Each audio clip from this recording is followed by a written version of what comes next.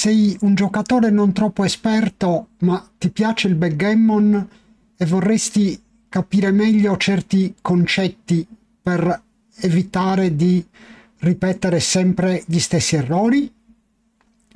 Ragioniamo insieme su alcune posizioni con gli occhi di chi non è un campione, ma vuole imparare e migliorarsi. In questo video, in collaborazione con Charlotte Tavecchio, che ringrazio, vediamo alcuni esempi di doppio 6. Allora, qui abbiamo un doppio 6 da giocare. I doppi sono sempre difficili, anche perché anziché 2 mosse ne dobbiamo fare 4, quindi aumentano le possibilità di sbagliare. Che cosa hai pensato in questa posizione? Vabbè, penso che i due sicuri siano scendere dal 13, quindi 13,7 con 2 mi sembrava una sicurezza.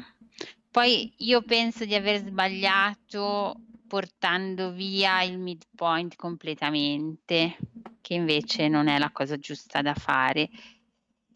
Una mossa corretta potrebbe essere cercare di andare a mangiarlo con le pedine dall'8. Però Perché? per spezzargli il tiro e poi perché si va avanti in corsa, forse. Beh, vabbè, colpendo una Sì. pedina sulla tua casa 1 e 2 non guadagni molto in corsa, però quello che considererei io è un'altra cosa, cioè se porti le 4 pedine sul mid, sul tuo bar point, stai un po' giocando come se fosse un prime, ma prime da 3 case non è la fine del mondo e stai soprattutto spezzando in 2 la posizione con i due runner che sono lasciati da soli. Ma cosa ancora più importante, tu adesso quante pedine hai in zona d'attacco? Hai 5, 3, 8 e una 9, anche la 11 è in zona d'attacco. Con le 2 che porti giù diventano 11, che sono tante. Per cui diciamo che va presa in seria considerazione l'ipotesi di tentare il blitz, di giocare per il blitz.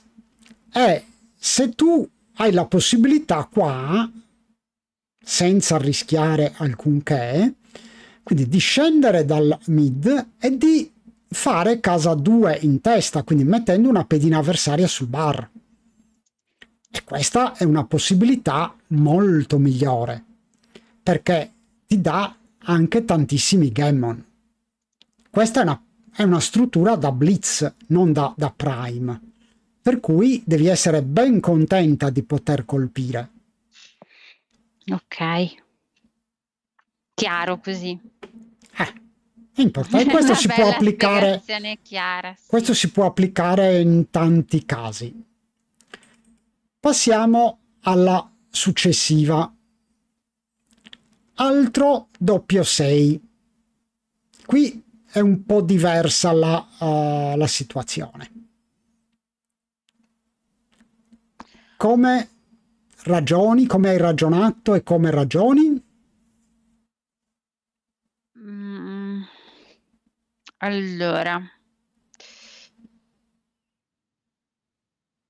mi verrebbe,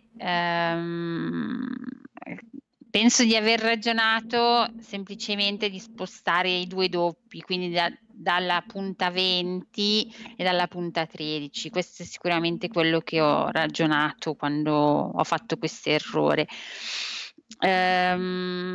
Guardandolo più attentamente e capendo che con un doppio 6 da 160 rispetto a 150 mi ritrovo avanti in corsa, devo stare più attenta a lasciare dei blot.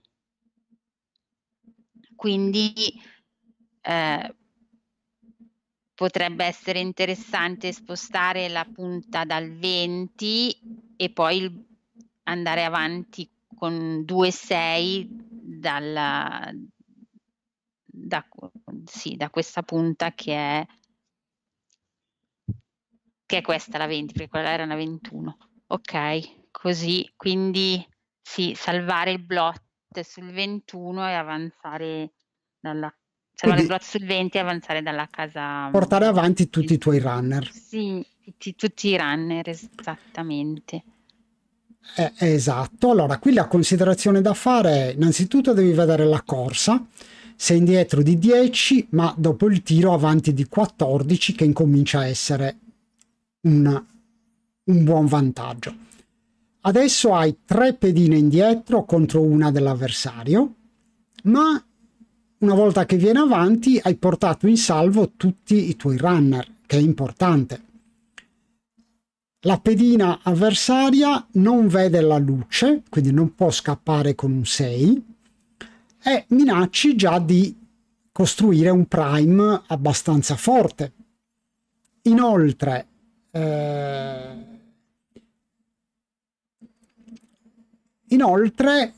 se anche scappa, tu hai, a parte che hai, mettiamo un 5-3, 5-4, tu hai un doppio tiro per colpire, che è tantissimo.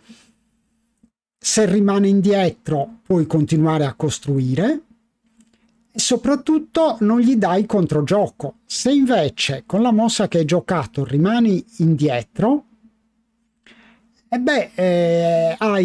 lui ha un 3-1, doppio 1, doppio 3, doppio 4 che ti fanno casa in testa, o comunque anche dopo non sei sicura di riuscire a scappare, quindi sei a rischio.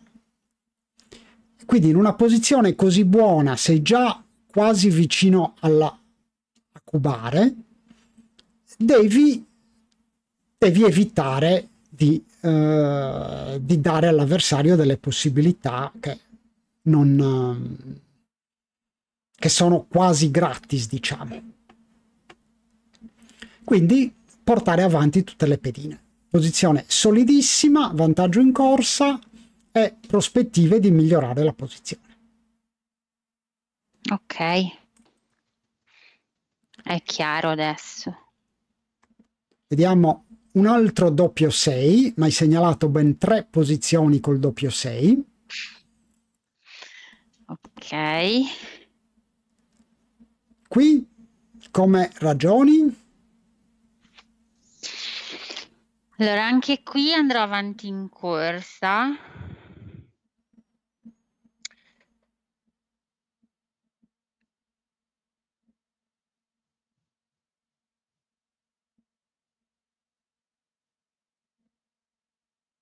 Però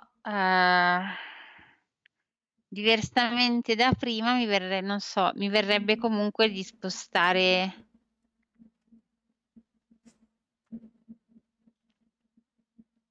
dal 13 le 4 pedine, però così rimangono 3 blot che però rimangono in ogni caso, quindi sì, sposterei le 3 pedine dal punto 13.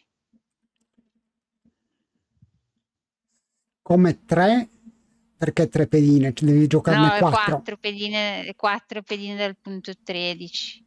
Ah, Se no, tutte e 4. se no l'alternativa che vedo è spostarne 2 e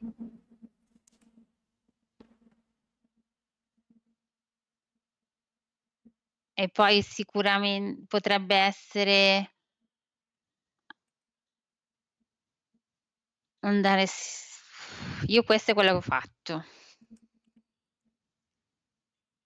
Aspetta, quella che hai fatto adesso qui è saltata la posizione. Quale hai fatto, scusami? Non ho questa che è rossa. Non è detto, aspetta che la recuperiamo. Ho fatto un piccolo vediamo un po', ripartiamo. Allora,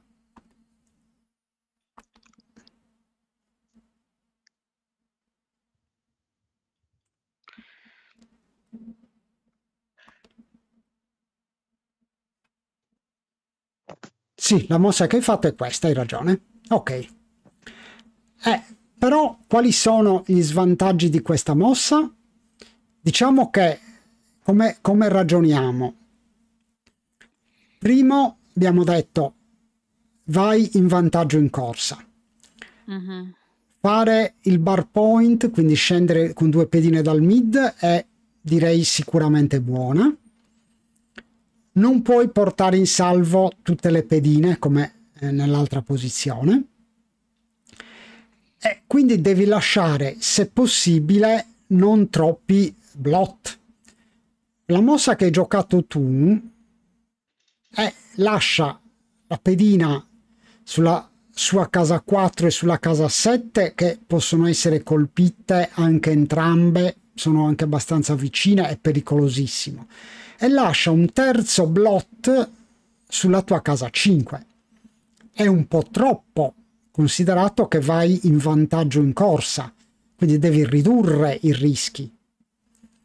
La mossa migliore che suggerisce XG è la più semplice, cioè fai il bar point e poi corri con la pedina che può scappare, quindi vai sulla casa 9 per colpirti, quindi lasci pochissimi tiri, solo col 5 ti colpisce, col 5 il 4-1 e 6-1, vabbè, ma per colpirti deve abbandonare l'ancora e quindi sta rischiando. Non è favorito a colpirti, dopodiché stai benissimo. Quindi questa è la prima mossa che deve venire in mente. Ok. E non quella che hai giocato tu, che lascia 3 blot in giro, tutti facilmente colpibili, quindi ti colpisce con l'1, col 6, col 4, col 2. Perché? Qual è il vantaggio?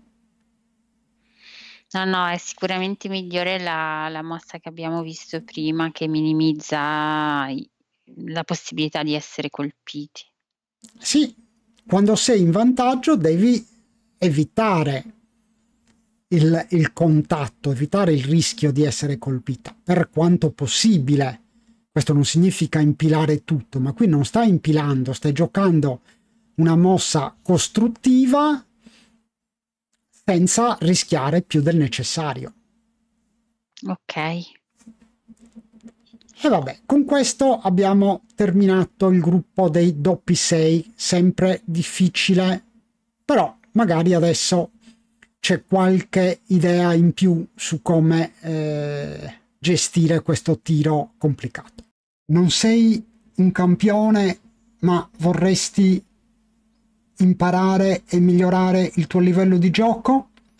Ti piacciono le spiegazioni semplici? La playlist Lezioni per Intermediate è quello che fa per te. Raccoglie tanti video che ti interesseranno sicuramente.